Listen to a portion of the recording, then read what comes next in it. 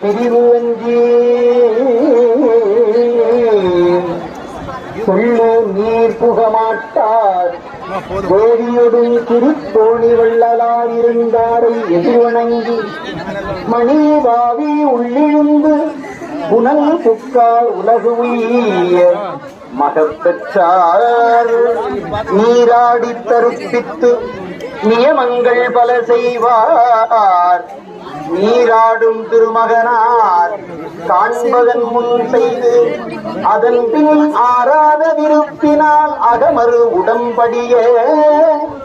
நீர் பேராது மூழ்கினார் பெருமை பாவல் பெற்றாராய் மறை முனிவரும் மூகுதலும் மற்றவர் தம்மை காணாது இறை